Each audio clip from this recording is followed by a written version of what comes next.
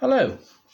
First we had COVID, which after a while transformed into a major pandemic out of the so-called blue in March. All around the world we watched the media show and explain the rapid explosion of COVID around the world. We saw Italy, Spain, various European countries, and all the apparent so-called devastating numbers of deaths it was causing. Our illustrious leaders here in the UK were, as usual, laid back, and due to their lack of due diligence, we as a country apparently became one of the worst countries in the world. They had, of course, been planning amongst their little elite band on how to protect themselves by laws to cover what they intended to do, basically plunder the state vaults of the country, dish out vast sums, nay, stupid sums, of money in wrongful ways. He even declared that the emergency situation allowed them to bypass any due diligence of suitability or capability of any persons or organisations they awarded untendered vast contracts to. Of course, later, most of this money went directly to friends, families, associates, and even a designer in Miami with his mate in Europe. This included millions of pounds. They included very high-skilled, specialised people who had sold some jewellery on eBay. Might have been a nice person, but hardly a business already set up to handle millions and millions of pounds worth of items and millions of products to be produced, etc. Now, on this particular theme of information, do you not find it rather odd that today one hardly hears anything about any other country in the world? Yes, we get a little bit of statistics in the USA and the occasional touch on Germany or Norway or something. We don't hear anything at all. We used to hear a lot about the terrible scenes in South America, but now nothing. They have all miraculously been cured or indeed have dropped these countries, Spain, Italy, etc. Have they dropped off the edge of the flat world? Complete media blackouts, all apparently part of the new measures to obtain complete control of the various peoples of the world as part of the new agenda. The government in the UK then eventually went all out trying to scare the population into total submission, into obeying what they decreed as a minimum activity needed. Dictatorship, without even a shot being fired. Now, I've been shot down, as we will never have a dictatorship in the United Kingdom. Well, sorry people, wake up. You desperately need to wake up. It exists. And really, if you just think about the fact that if London speaks, we all jump, without any question, the whole country. Tell me what that means. Basically, control by fear has achieved a dictatorship on demand. Even Hitler, Mussolini, and many others achieved their control and dictatorships by the rule of fear. Just what Boris Hancock and his selected, well-paid so-called scientific bullshitters have been paid to do. Say and insist to achieve this achievement in the UK. Our certain government ministers recruited their friendly advisors with suitable past connection, Pfizer, etc., along with Mr. Gates, we will mention him later, and the general plan was put in place, downloaded from the agenda, of course. More of that later. They, on the advice of special super-duper advisors, had a plan to save this country back in March, April. Now, funny, but it later appeared that when the bullshit started, they had ordered all deaths in certain hospitals to be classed as COVID, so they could create some false figures upon which to create some extremely false statistics, from which they could start to create some models, because they had no figures to create a model. So they couldn't start the bullshit models. Government and the people were all led down the same path because of these false statistics they created with the models they achieved in hospitals by falsifying death certificates, etc. So they had to be false. But they conned the government into conning all 66 million plus population into the threatened dire circumstances that lay ahead, particularly if we did not follow the instructions to the letter. Major scare tactic to control the people. This was the first wave, with a slight possibility of a second wave late in the summer. Around the world, many were saying there would be a second wave, but in Britain, they were so clever that we knew that this would handle.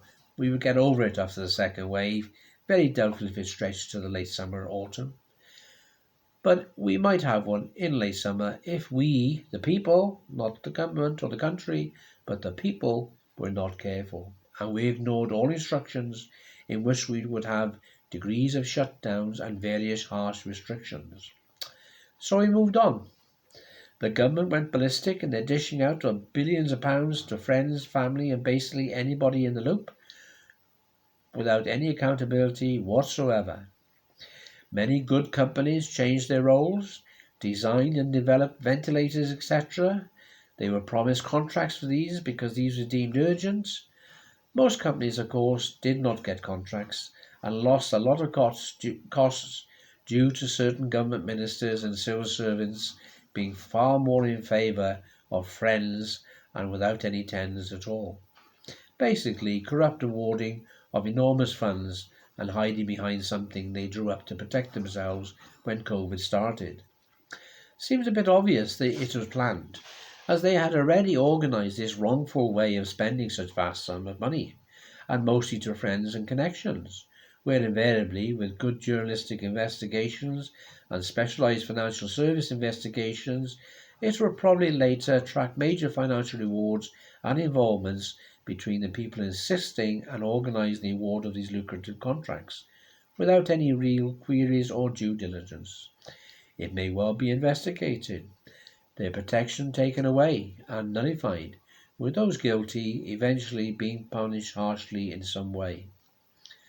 The same as one of the first things politicians did was to draw up and pass a law that protects any of them from any legal actions that they on what they took in the name of COVID. They would, of course, have only done this if they had intentionally planned to do wrongs and thought that they had to protect themselves and protect themselves against their actions. In time, decent future leaders will hopefully rescind these laws and enable those who have deliberately carried out the wrongful deceit will be held responsible.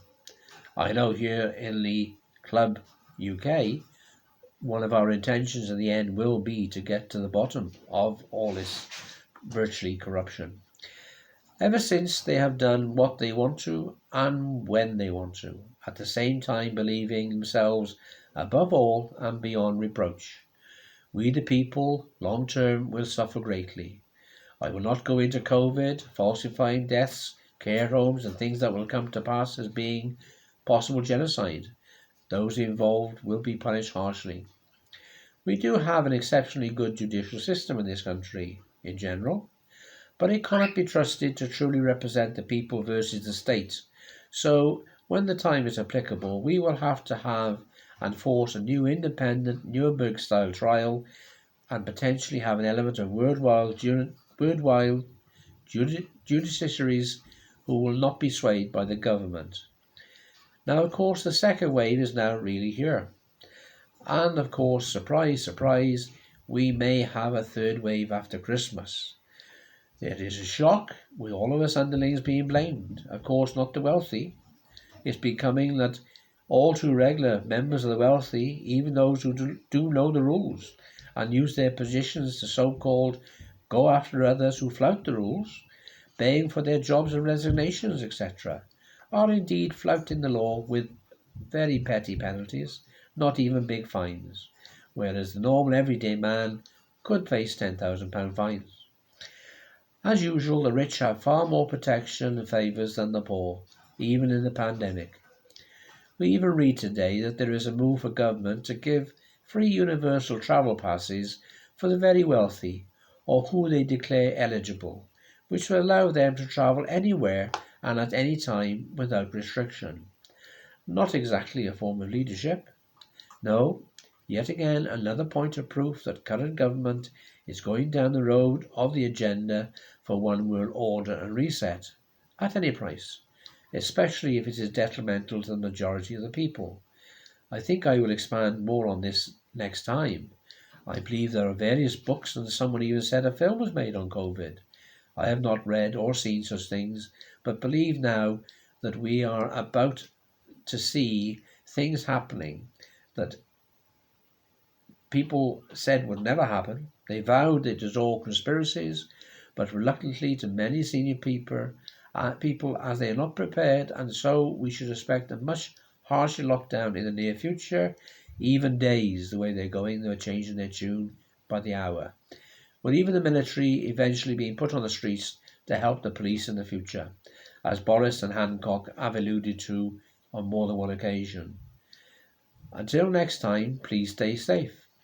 May I ask you to click the like and share buttons, as this will help spread our word, for which we will be grateful.